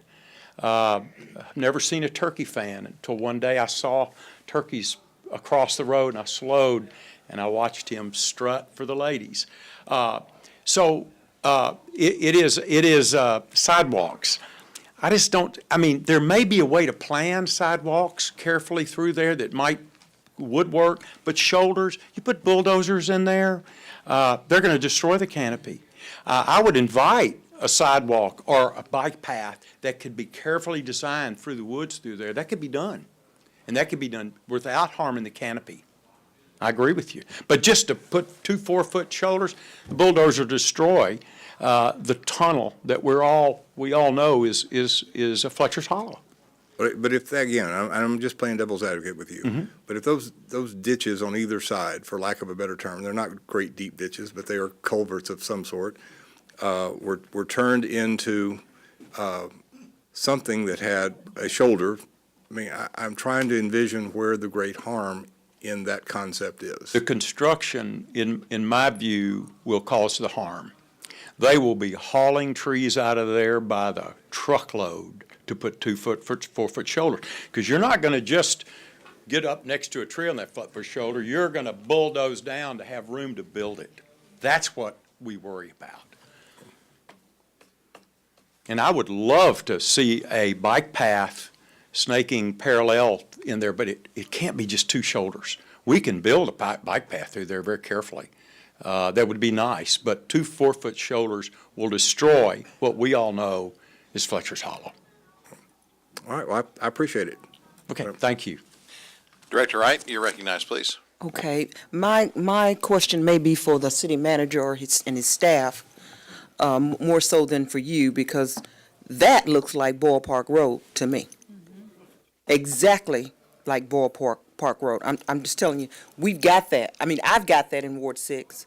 And if anybody even looked like they were going to put. Thank you. I agree. I would be opposed. That is Boyle Park Road, Mr. Moore. I drive it every day. I drive through there, and everything he's saying about this Fletcher's Hollow is the reason I love driving Boyle Park Road, because it's like an oasis in the middle of the city.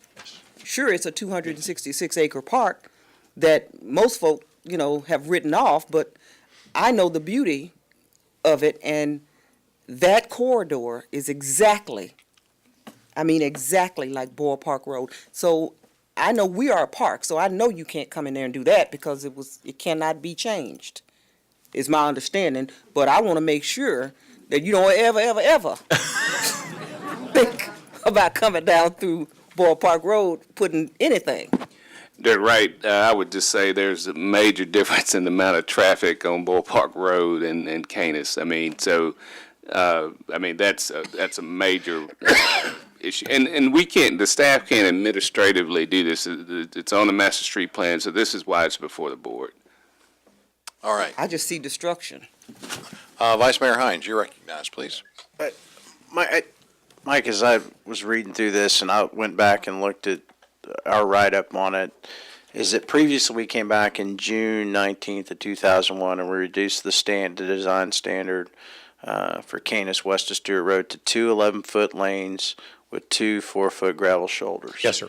And the street still classified as minor arterial. And this was done to protect the tree canopy, to protect the nature of that road down through there. So why are we back here 15 years later, or 14 and a half years later, asking for even further reduction? I mean, did you have a hand in that 2001? No, sir, but I complimented the city because the road was going to be a multi-lane road through there. So I did compliment the board. In fact, I wrote a letter thanking the board.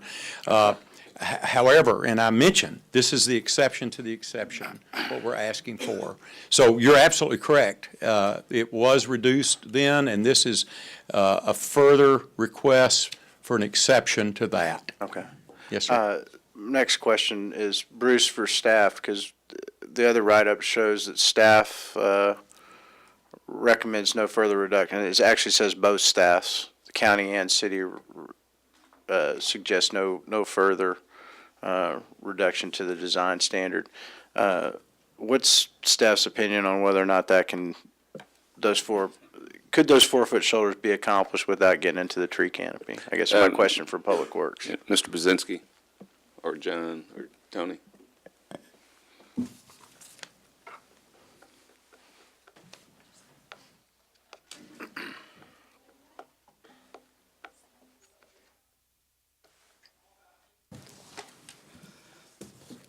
Vice Mayor, Mayor, and members of the board, I think that question at this point really can't be answered because no engineering plans have been done for the street.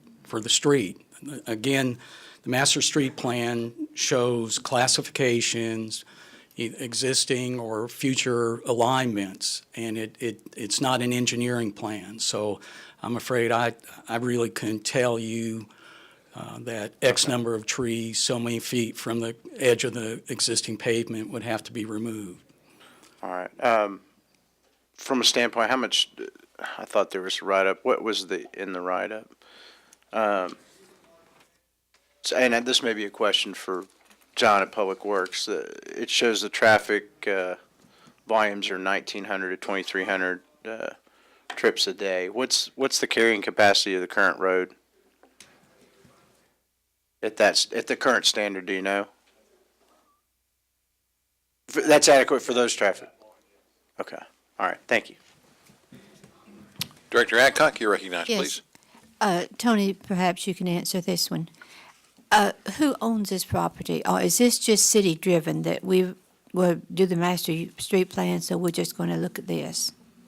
Or is somebody coming in wanting to develop this land? Director Adcock, at this time, application was filed for this amendment, but we don't have pending development proposal for any lands adjacent to this section. Okay. And Director Wright, I'll tell you that years ago, that looks like Canis from John Barrow to Rodney Parham. Really? And now we're looking at having to do something about the traffic on that. So this is actually for no development, it's just a change to the master street plan. Is this the people that are asking for, or is there an applicant that is the developer? Mr. Mitchell that spoke, he's the applicant on it. Yes, ma'am. Thank you. May I answer that? I can tell you who owns the property. Okay, please. Come forward, Mike, if you would, please. On the south of Fletcher's Hollow, the first mile has been developed and owned by Deltic. It's called Chenal Downs. They have one entrance there at the east end that goes up, and all the houses are up on the ridge or further south. The second half of Fletcher's Hollow on the south is owned by a fellow by the name of Wayne Ritchie. Deltic sold that property to Mr. Ritchie and in the deed restricted what he can do with respect to cutting anything. I think it's 100 feet. I've got a copy of the deed, 100 feet. So that's restricted. And the deed specifically says only 2 entrances. So there'll never be really any development to the pavement's edge on the south side.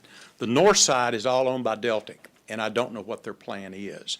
But I know what they did with Chenal Downs, and I applaud what they did there. They preserved what we're here to preserve, and they did it. A lot of people that are here tonight live in Chenal Downs and are very supportive of the way they did that develop and preserving Fletcher's Hollow. Can the people that are here on this issue please stand with Mr. Yes. Mike? People in favor of this? I thought they was all here on the 30 crossing. Thank you. Director Fortson, you're recognized, please.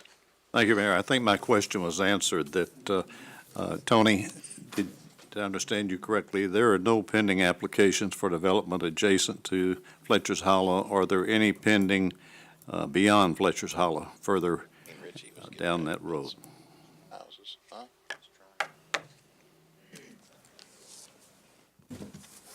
Director Fortson, no, there aren't any. That's what I thought you said. Thank you.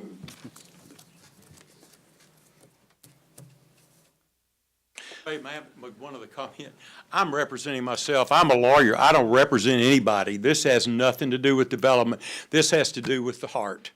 And what I'm trying to do, in fact, when I moved to where I moved now, I'll never forget, Grady Walquist called me and said, I know where you want to live. I don't have anything listed, but you need to come with me. And he drove me through Fletcher's Hollow. And I said, this is where I want to live. And I've lived there 38 years now. Thank you. Director Wright, you're recognized, please. I think he answered my question when he said who owned it, because I was concerned that perhaps it could be preserved officially in another way, but because like mine is a park, so I know, at least I hope, that nobody's gonna think about coming down through there putting anything, any road expansion. But you've expressed that too, but anyway, thank you. All right, and have some other cards for this, please. Lolly Honia? Hello, my name is Lolly Honey. Thanks for letting me speak tonight. On behalf of our family and the 250 members of a recognized Property Owners Association, we are now official. We are called the Citizens of Western Pulaski County. Our mission statement declares that our goal is to preserve the character and integrity of the area with well-financed, responsible development that is sensitive to the environment and mindful of the many natural gifts that have been given to us here in Central Arkansas. We're simply asking you to vote for item number 16 on the agenda, because the existing standards of Fletcher's, as we say, holla, would permit a horribly invasive alteration of the holla and would destroy the scenic beauty of the gateway to that area of the county. I sell real estate, as some of y'all know, and I'm asked by UAMS and corporations around the city, sell my people on Little Rock. I want them to come and work in the orthopedic area of UAMS. I want these people to come to Little Rock. So I put their wives and their kids and their candidates in the car, and I sell Little Rock. I start with the downtown, and I move west, and I explain how the city has developed. And when we drive through Fletcher's Hollow, right, through the new shopping center and all that activity, we enter Fletcher's Hollow, and they can't believe it. They're going, I can live in this area. I can enjoy this area 20 minutes from downtown Little Rock. It is amazing. And did y'all know that the 4-H Center, Five for Camp, sponsored by the Kiwanis, how many people come to that camp from all over the country? We have people from all over the world that come to the Kiwanis camp. You can't believe who comes through that hollow. So, it's special. We're known as the natural state. Our state has been given beautiful and measurable natural gifts to share with our people. We spend a ton of money tearing things down and destroying it. And then we have to spend all that money to try to fix it. That's just crazy. And if we destroy this gateway, we have destroyed a gift that can never, ever be given in this time and place again. You know who gave us our natural beauty. He gave it to us in trust, to treasure, to nurture, to take care of.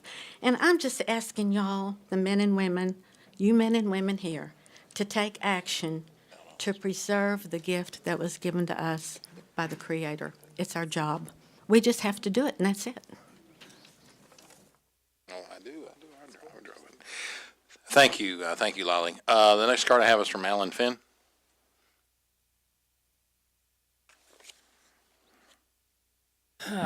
Wow, the first meeting took a little bit of the wind out of my sails, and it's Alan Finney. I live in West Pulaski County. My family bought property out in the west part of the county in the late 60s. We moved out there in the early 70s. Basically, we own about 1,000 to 1,200 foot of frontage just immediately west of this area. So obviously, we're very interested in what might be going on with traffic, what potential development is down the road. I'm going to take just a bit of a different tack very briefly than the others have. I don't know if it was providence or just bad luck that we had the item 15 in front of us, but I find that there's a lot of commonality there. Very small in the Ferndale area, very large in the Little Rock area. And what we have is we too believe that we really need to study and look hard before we do any modifications to the hollow. We're not saying that development won't come. Development's inevitable. Sooner or later, someone will decide that there needs to be that area developed, although we stand a good chance with the 100-foot easement set back by Deltic on the south side. On the north side, chances are, as Mike said, they'll probably go along the top of the ridge line, giving us an opportunity to somewhat preserve the road. Addressing the pull-offs in the area, Mr. Kazort, I guess it is, respectfully, if you haven't driven it a lot, they aren't real obvious. That could probably, a better job could probably be done of that. There are probably some opportunities from some pull-offs in the area. Again, let's look at some of the alternatives, and before we just jump into doing a one-size-fits-all minor arterial, I think is the legal description of that. And basically, that's my take on the item. Thank you, sir. Thank you. Bruce Shackelford. Thank you for the opportunity to speak tonight. My name is Bruce Shackelford, and I live west of Benton, Arkansas.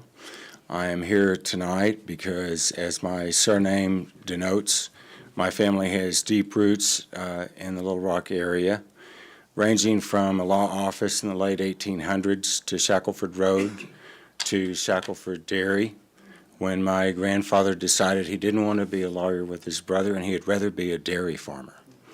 And so because of that, the Shackelford roots range even out to the Fletcher Hollow area. But my history comes much later, not until 1952, when I began growing up on Canis Road. And so I think it's important that with these proposed changes that we look at what value that Fletcher Hollow has today versus the value that the change will bring. And if change is the choice, then we need to understand that that change is going to be forever. And the last time I checked, forever is a very long time. And if that change happens, it's gone. And we cannot go back and rewrite the history. And so if we move forward into generations and that change has happened, and Fletcher Hollow no longer exists as it exists today, it's only going to be in the memories of those of us who've had the chance to see it. And when we're gone, it's only going to exist as photographs. And so if we fast forward to future generations, and those generations, all they have are those photographs of what Fletcher's Hollow used to be, are they going to look at it and then look at it today and go, what were they thinking? And so basically, you look when we look at the past and all the mistakes that have happened throughout history by decision makers, and it's like, well, they did what they did for their times, but it's like some of it defines, well, what level of intuitiveness or thinking or intelligence did they have by making some of these decisions? And so really, special places like Fletcher Hollow are rapidly diminishing and shrinking. And in a manner of speaking, they're like an endangered species. But unlike having the Federal Endangered Species Act, we do not have any federal endangered hollow acts to prevent Fletcher Hollow from becoming extinct. And it just keeps happening. We just keep chipping away at it and chipping away at it. And those little tiny postage stamp remnants of very special places are gone and cannot be replaced. And so if we can view Fletcher's Hollow as an appendage or an extension of Little Rock and what Little Rock will be, in another manner of speaking, perhaps that appendage exists as the crown of a tree or the wing on a bird or the hand on an arm. And if any of those little appendages are changed, then the definition of the wholeness of whatever body to which it's attached is no longer whole. And so look at Fletcher Hollow as an appendage like the bird and the tree and the hand. And I ask you tonight, please don't cut it off. Thank you. Terry Drennan, you're next, please. Hi, and thank you for the opportunity to speak. Ms. Wright, thank you so much for what you feel, because that's how we all feel about that. That's worth fighting for. My grandmother was Jean Carnation. When I was a little girl, she bought our property. I wasn't a little girl in the 40s. She bought the property that we live on in Ferndale in the 1940s. She sold every piece of property in probably the 50s, 60s, and 70s and part of the 80s until she passed away in 1984. Pretty much any property in West Pulaski, Saline, and Perry County, my grandmother sold it. One day, she and I were heading into town, and we were quite possibly headed to Shackelford's Dairy to get milk, where the Acura dealership is on Chenal, across from Kroger. That was where Shackelford's Dairy was. And I'll never forget, we were coming into the hollow, just passing where the Finneys live, and my grandmother, we called her Figgy, she said, Terry, one of these days, all this is going to be gone. There's going to be stores. There's going to be apartment buildings. There are going to be houses. And she said, I hope I don't see it in my lifetime, and I hope you don't see it in yours. And we're afraid that that's what's coming, and that's why we are fighting so hard to protect that. You can see in the picture, a friend of mine who lives behind us took this picture. He's pulled off on the side of the road.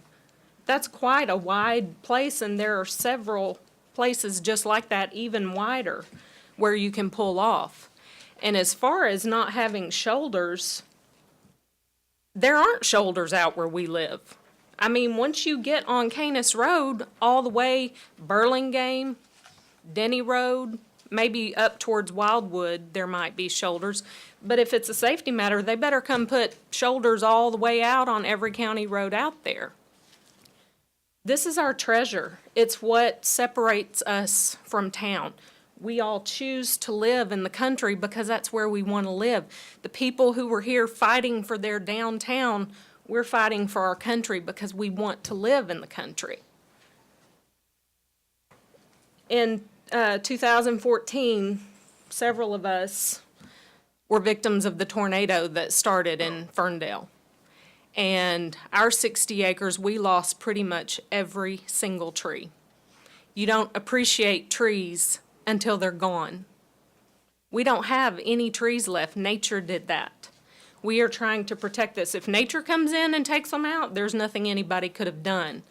But if we can protect this, we need to do it, because it's like everybody keeps saying, once it's gone, it's gone. You can't put it back. They've put a Dollar General in Ferndale, in the intersection. There was one tree, the most beautiful, huge, perfectly shaped tree. They wouldn't have had to take it out to put the Dollar General, but they did, and guess what? They've come in and planted all these little scrawny trees.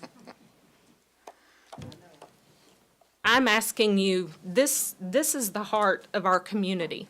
It's what separates us from town. When you've worked in town, my husband drives from downtown every single day. You top that hill going into Fletcher's Hollow, and it's like peace. It's what separates us from town, and we are asking you to please protect it for us. Thank you.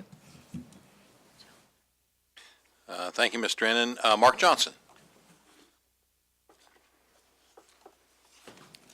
Thank you, Mayor Stodler, members of the board. I'll be very brief and associate myself with all the previous speakers in support of the resolution. About 11 years ago, my wife Catherine and I moved out to the area on Ferndale, just about a quarter mile past where this property in question, this Walnut Grove Road, is the western boundary that this will have. We moved about a quarter mile west of that.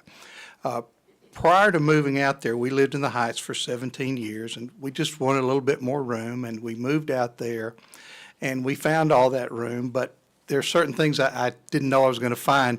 I appreciate Director Wright's comments about Boyle Park, because I can always remember if I had to go through from that point through there, and I could go through Boyle Park as my way, I remembered how relaxing it was.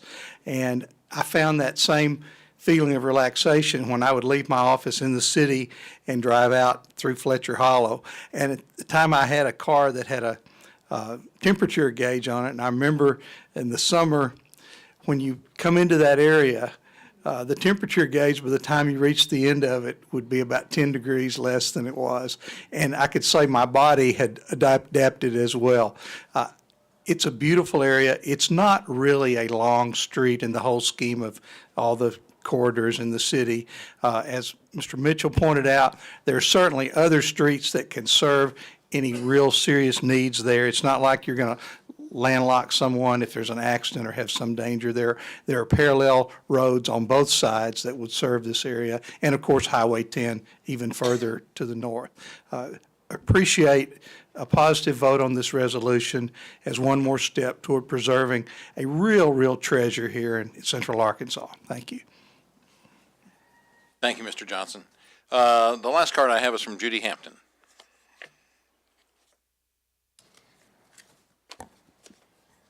Hi there, my name is Judy Hampton, and this is not a haircut. This is, my hair has finally started growing back from cancer treatments this last year.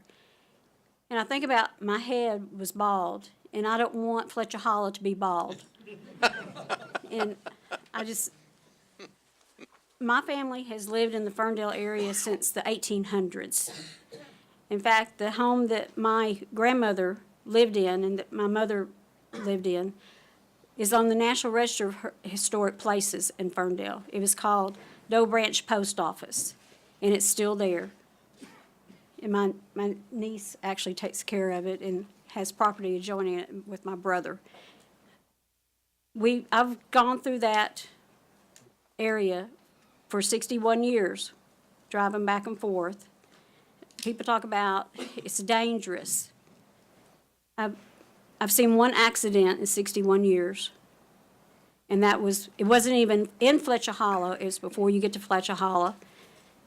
And to me, it's not a dangerous spot. It's a very calming spot. For the past year, when I've been going through there on the way to treatments, it's calmed me before I have to go to my treatments. And it's a very calming place. And if we could, I'd like to put it on the National Register of Historic Places as a scenic route, because it's that beautiful. As you can tell by the pictures, in the summertime, the wintertime, the fall, it's just a beautiful area. And I'd hate to lose that, because it is a treasure. We do cut down too many trees, and it's just a shame. I appreciate your time, and thank you very much. Thank you, Ms. Hampton. That concludes the cards that we have on the item. Director Fortson, you're recognized first, please. Well, I was going to call the question, Mr. Mayor, saying these folks had convinced me, but if you're out of cards, okay. We're out of cards, so we can just, is there anyone who wishes to speak either for or against it on the board? All right, that completes our discussion on it. We've had the 3 readings of the ordinance. All in favor of the ordinance? A yes is in favor of amending the master street plan. A yes is a yes. All in favor of amending the master street plan ordinance indicate by saying aye. Aye. Opposed, say nay. Ordinance is passed.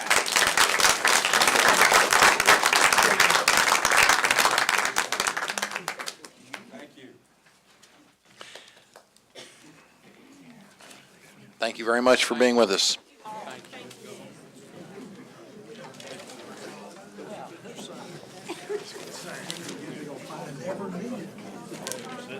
I don't know. You got another 13, 14 years down the road.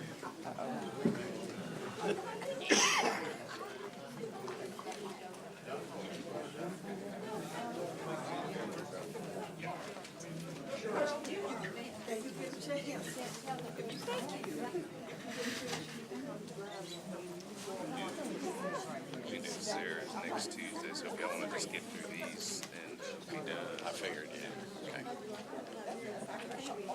I like it, Lally. Thank you. Okay, we're still in session. And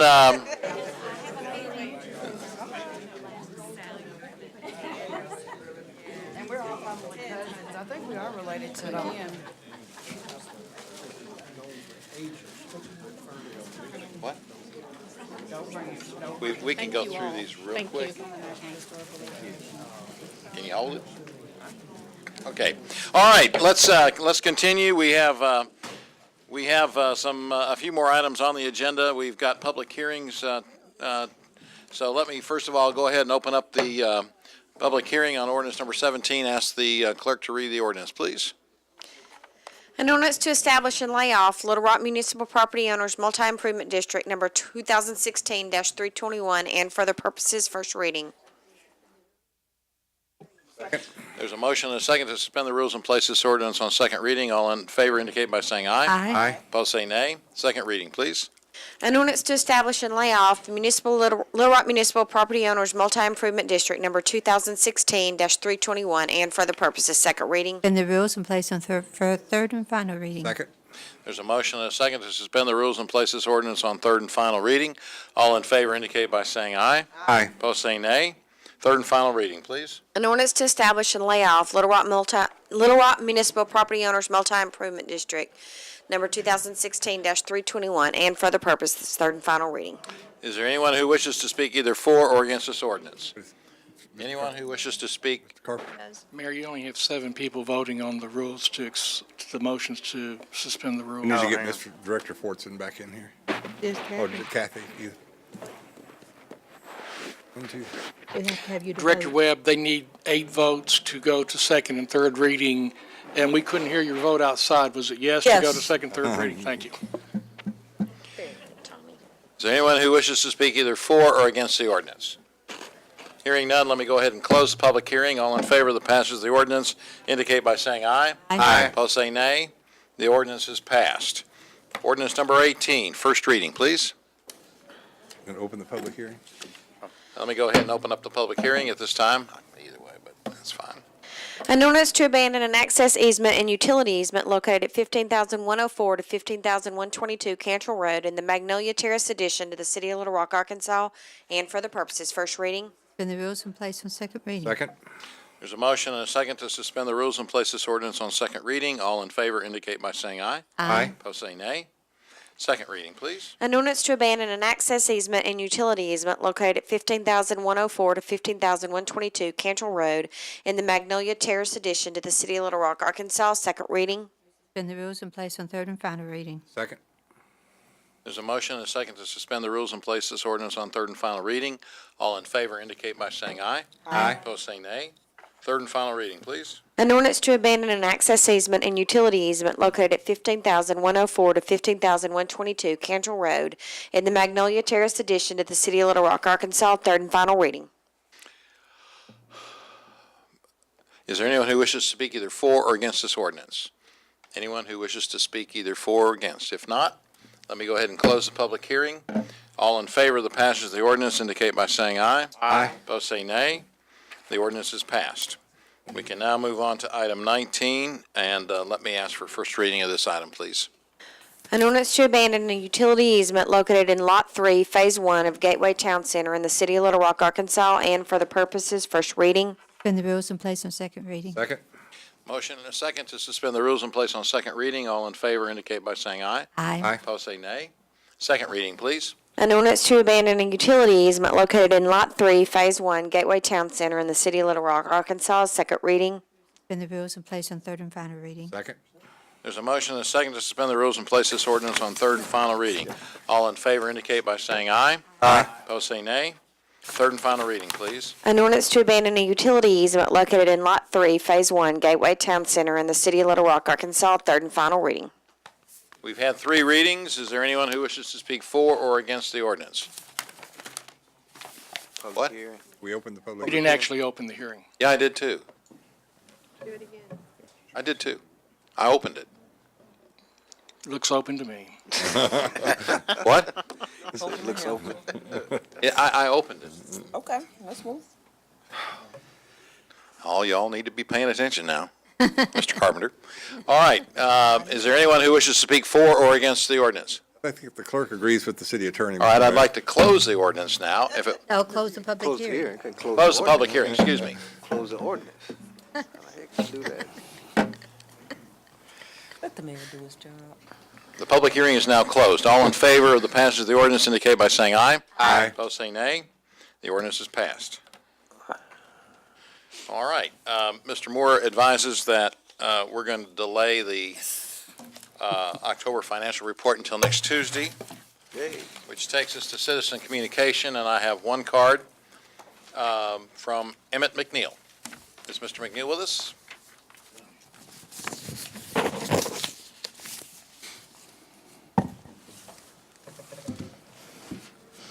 First of all, I'd like to say good evening to city directors and other officials. I thank you for this opportunity. I'd like to make a brief statement. My name is Emmett McNeil, and I'm the president of Pankey Community Improvement Association, and I'm also a minister in the community. For the purpose of clarity and for the record, contrary to misinformation being currently publicized, Pankey residents and property owners who attended the community meeting in November of 2013 and who expressed by majority their collective desire for completion of the center remain still in support of that center. Although we are anxiously waiting for the anticipation of the Pankey Community Center being open and finished in April. We're looking forward to that. So as the president of the Pankey Community Improvement Association, I just wanted to come and meet everyone and just let you know that we're still working, trying to make sure that that dream becomes a reality. And thank you for your support. Thank you. Thank you. Thank you very much, Mr. McNeil. Appreciate you coming and spending the night with us. Yes, sir. He gets a citizenship award for staying Yeah. all night, doesn't he? Okay. Is there anything else to come before the board? Yes. Go ahead, Director Kazari. Thank you, Mayor. And we're soon here going to be doing our evaluations of the manager and the attorney. And I've been thinking through some process. Part of that, obviously, is we're going to make some determinations about appropriate benefits and salaries for them for next year.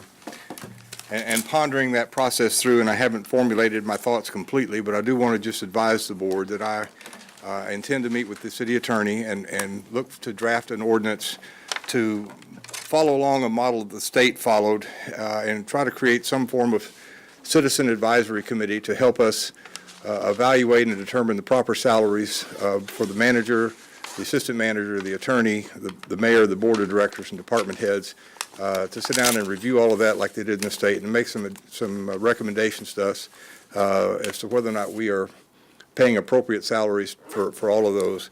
Again, I haven't got any formulation in my mind of exactly how the process will work. I'll sit down with the attorney and help draft that. I just want to advise everybody that at some point I will be coming forward with an ordinance along those lines. Okay, thank you, Mr. Gazort. Is there anyone else that has any other information to impart to the board?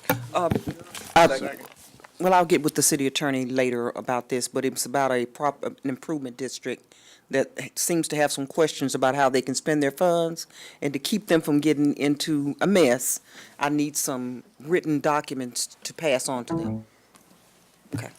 Okay, is there a motion to adjourn? Moved. Second? All in favor indicate by saying aye. Aye. Opposed, say nay. We're in adjournment. Thank you.